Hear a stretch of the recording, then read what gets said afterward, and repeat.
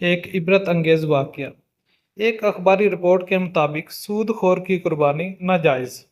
گائے رسا توڑوا کر بھاگ نکلی۔ ذبح کرنے کی بار بار کوششوں کے باوجود گائے کی گردن پر چھری نہ چل سکی۔ کالج روڈ ڈسکا کے مشہور زمانہ تاجر نے عید قربان کے موقع پر قربانی کی خاطر 50,000 روپے کی مالیت کی قیمتی گائے خریدی اور قربانی کی خاطر جب ذبح کرنے کے لیے کسائی نے گائے کی چاروں ٹانگیں کھلے میدان میں باندھ کر ذبح کرنے کی نیت کی تو گائے رسا توڑوا کر فوراً بھاگ نکلی، جسے علاقے کے لوگوں نے دوبارہ پکڑ کر ذبح کرنے کے لیے باندھا اور کسائی نے جو ہی گائے کی گردن پر چھری چلائی تو قدرے زور لگانے کے باوجود چھری نہ چل سکی، حتیٰ کہ گائے کی گردن سے رتی بھر خون بھی نہ نکلا اور ایک غائبانہ آواز آئی کہ سود حرام ہے اور ناجائز سود کی قربانی نہیں ہو سکتی۔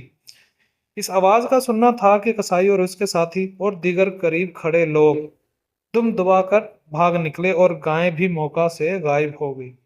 اس واقعے کو سن کر لوگوں نے توبہ کی اور سود خور عمران شریف نے اعلانیہ اپنے گناہوں کا سینکڑوں لوگوں کی موجودگی میں اعتراف کیا اور اللہ تعالیٰ سے معافی مانگی۔ اس منظر کو دیکھنے والے کئی لوگ بھی معافی مانگنے لگے۔ اس دوران عمران شریف نے کالج روڈ پر لوگوں کے سامنے آہو بگاہ کی، ناک کی لکیریں نکالی اور کہا کہ اے اللہ مجھے بخش دے، بے شک تو بڑا رحیم اور کریم ہے۔ اسی دوران ڈسکا کے سینکڑوں لوگوں کی موجودگی میں وہی گائیں دوبارہ اچانک بھاگتی ہوئی ان کے سامنے آ گئی، جس کو دیکھ کر لوگ ورطہ حیرت میں مبتلا ہو گئے اور سمجھ لیا کہ خداوند کریم نے عمران شریف کی توبہ کو قبول کر لیا ہے۔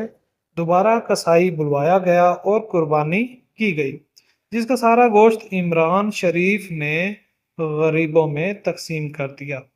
اس واقعے کی خبر دور دراز تک لوگوں میں جنگل کی آگ کی طرح پھیل گئی۔ میرے بھائیوں، سود تو ویسے بھی حرام ہے، ہم سب جانتے ہیں، مگر چھوڑ نہیں سکتے، کیونکہ آج تمام بینکوں میں سودی نظام متعارف ہو چکا ہے۔ اللہ ہمیں اس لاحق ہونے والی بری لعنت سے اور اس بری بیماری سے محفوظ فرمائے۔